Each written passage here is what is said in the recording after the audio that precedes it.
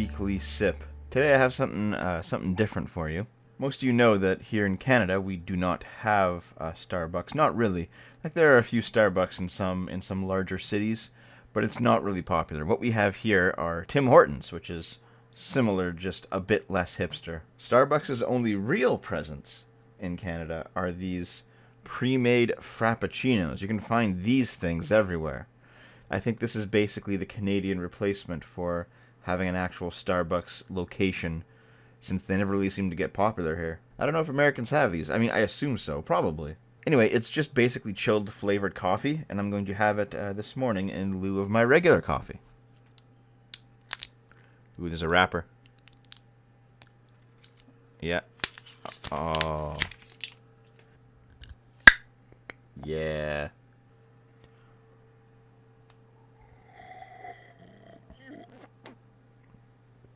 It's a bit sweet.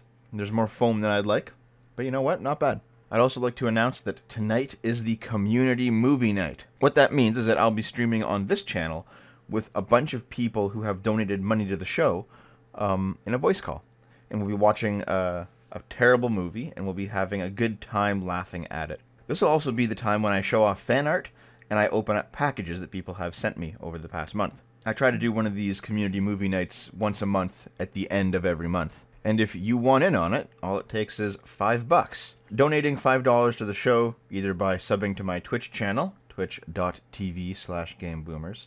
What makes that real easy is that if you have Amazon Prime, you get one free Twitch sub with your Prime account. So you can give me $5 that way, and Amazon just covers the cost. It's quite handy. I think you have to manually redo that every month, though, so it kind of sucks. And I do stream on there nearly every night of the week, so you can always drop by and say hi if you like. Or through Subscribestar, or even through YouTube's Join button at the bottom of this video. $5 through any of those sources get you into the $5 club. You can join a private channel on my Discord. You're basically first in line to play various multiplayer games with me on stream. You get in on the monthly community night. And I think now that the channel's growing pretty steadily, I might start investing in some game servers. You know, some multiplayer games that people who have donated $5 can use and enjoy. A lot of people keep asking me for like an official SFO Minecraft server. Is Minecraft still popular? I don't know. I thought that game died like 5 years ago. But I mean, if you want it, I'll look into it. Anyway, as always, thank you for your support, and hopefully I'll see you at the community stream tonight. But let's check out this week's ridiculousness. A Capitol police officer left a gun in a bathroom again. And not just any gun. It's a Glock, which fires if the trigger is pulled. How else would you expect to fire a gun? Possible modifications. Fires if the trigger is pulled. Let's see the actual article. Capitol police weapon left unattended in Capitol bathroom. Again, a U.S. Capitol Police lieutenant left his service weapon in a bathroom Monday night, and the unattended gun was discovered later by another Capitol Police officer. After the House adjourned on Monday, Lieutenant Mike Beard left his Glock 22 in a bathroom in the Capitol Visitor Center complex. Oops. You probably shouldn't be doing that. But here's where it gets dumb. Unlike a gun with a traditional safety, a Glock will fire if the trigger is pulled. Making the discovery of an unattended gun in the Capitol complex particularly concerning. I mean, I know what she's going for, right? What she wants to say is that it has no safety features, so most of the time, if you want to pull the trigger to fire a gun, the safety has to be off. So I get it, but the way that she wrote it is like, guns fire when you pull the trigger. What? Apparently, here's a photo of it. What?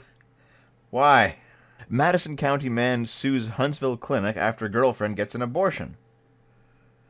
Ryan Majors told Way 31 he wants to give would-be fathers a voice in the abortion conversation. Now, see, here's the problem with, frankly, with giving men a voice in the abortion conversation. Abortion is a question with only two possible answers. Either you have the child or you don't. There's no middle ground. And if it's left up to two votes, the mother and the father, well, then you have a stalemate, right? Like, usually what happens in a voting stalemate, you wait until one side is persuaded, and then the stalemate breaks. However, the problem with waiting in a case of pregnancy is that if you wait 9 months, it automatically rules in one way's favor. So for the abortion conversation, logistically, you can't really have a stalemate. There has to be a decisive decision made, which is why the conversation always falls back on the bodily autonomy rights of the woman. And that makes sense to me. My opinion has always been, be smart when you have sex, guys. Like fuck me.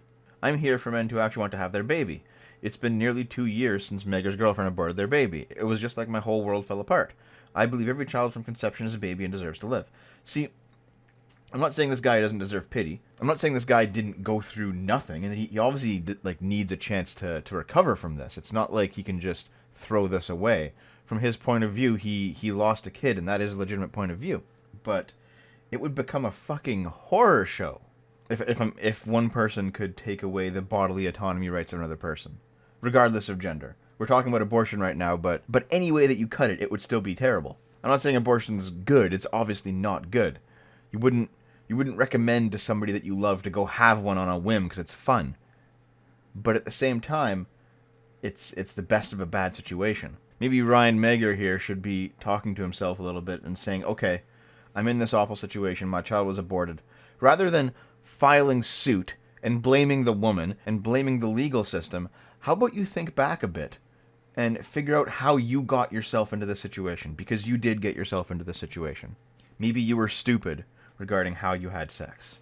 Maybe you were deceived by her. Maybe you were deceived by yourself. Maybe it turns out she's just a terrible person, and that's on her. But then you have to realize you got suckered in by a terrible person. What does that say about you? I'm not saying it's all your fault, Ryan. I'm saying that you need to have a larger conversation with yourself, because somehow you got yourself into this position. And it is not her fault, not necessarily, and it's certainly not the law's fault. And destroying the legal right to an abortion is not the way forward. And for me, this is kind of where the conversation ends, but apparently things are getting even crazier in the States about this, because an Arizona woman can use fertilized embryos to get pregnant without ex's consent. Now, this is ridiculous in the other way. This is not a case of the embryo being inside the woman and growing, and therefore it's her bodily autonomy, it's her rights. That's not the case at all. Like, if I'm siding against Ryan Meggers and this previous story, because one of the legal first principles of abortion rights is that an embryo isn't a person up until some specified point in time, I don't necessarily agree with that. However, let's just take it at face value. If we say that, okay, it's not a person, there's no human rights up until 22 weeks, fine, we're just gonna roll with that, okay? If that's the case, that's why Ryan can't interfere in this abortion. But that's also why these fertilized embryos, they're not people either. That's what makes this ruling ridiculous. The fact that this one is okay makes this one ridiculous. A Phoenix woman can try to get pregnant using fertilized embryos without the consent of her ex-husband, who would become a father, and therefore be liable for the fucking child. Like, this is ridiculous. Court found that Ruby Torres' right to procreate outweighs her ex-husband John Terrell's interest not to. First of all, procreation isn't a right. I mean, you have the right to try. You don't have the right to succeed. You have the right to go out there and look for somebody you can procreate with. You don't have the right to have it happen. That's an equality of outcome thing. And I mean, what if it was reversed? What if he wanted to procreate and she didn't, and it was her eggs? The court wouldn't force her to do it. She'd have to carry the baby for 9 months. I'm not even sure if the court would allow another woman to carry her eggs, because then she'd be like, oh, well, those are mine, obviously. Torres testified she wants to implant the embryos when and if she is remarried.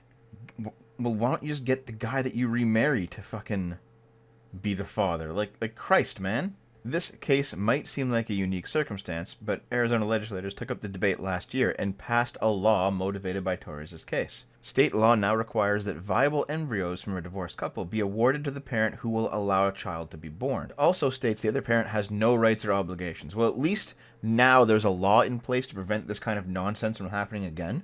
But the law wasn't a factor in the ruling because it didn't exist at the time of the court trial decision. So yeah, like, this guy's still fucked. He's still gonna have to pay money for a kid that he never wanted, that isn't even currently in existence. It's not like she's pregnant. And in my opinion, this story is a much more serious blow against men's bodily autonomy rights than this one is. You know, this one just seems like Ryan is grieving. And, you know, fair enough. but he's legally in the wrong. This one seems like a complete and utter breach of justice. Speaking of breaches of justice, court orders Christian to pay $55,000 to a trans politician for calling him a biological male. Yep. You insult somebody now. If you're an asshole, the government will make you pay money. State-enforced morality. A BC human rights tribunal has ruled that a Christian activist discriminated against a man who claims to be female by distributing flyers that referred to the man, who was running for political office at the time, as a biological male. That's insane. The court ruled for transgender activist Morgaine Ogre, born Ronan Ogre, and against Christian activist Bill Watcott by declaring it's discriminatory to not to accept transgender people as the gender they claim to be. I wonder how long this ruling will hold up once we get a Muslim to declare trans people as haram. The tribunal further declared there's no room for any public debate in the matter. Yeah, fuck you. Fuck you, tribunal. I'll debate all I want. Supreme Court of Canada has long held that freedom of expression is the lifeblood of democracy, Carpe said in a press release. Society is full of people with diverse views, and the tribunal's decision undermines the foundational principles of the free society and jeopardizes the health of Canada's democracy. Which is true. Watcott should have the right to be an asshole. I don't even agree with him. I would have no problem with calling Ogre a woman, saying she. But if this guy wants to be an asshole, that's on him. There should be a social consequence for that, not a legal one. It was argued that Watcott's charter rights of free speech and religion allowed him to express his views. The tribunal disagreed. The ruling declared that even questioning transgenderism is discriminatory. The proposition that we should continue to debate and deny the existence of trans people is at the root of the prejudice and stereotypes that continue to oppress them. No. See, nobody's denying the existence of trans people. He's just treating trans people like shit. It's one thing to say that trans people don't exist.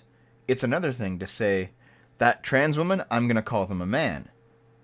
They're different things. Throughout his testimony, Mr. Watcott refused to recognize Miss Ogre as a woman, or to abide by the tribunal's frequent orders not to call her a man.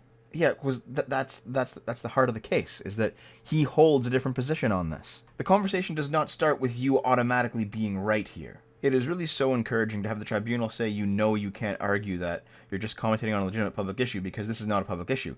There is no debate about whether people are or should be transgender. Yeah, fair enough. There is no debate about whether people are transgender.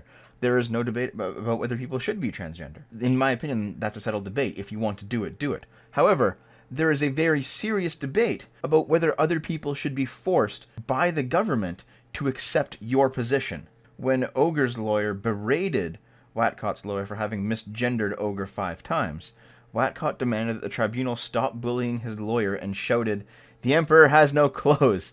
Even Norman accidentally called Roman what he is, a guy." In response, the tribunal told Watcott to shut up, and said if he had an outburst like that again, he would be removed from his own hearing. This guy's a fucking mad lad.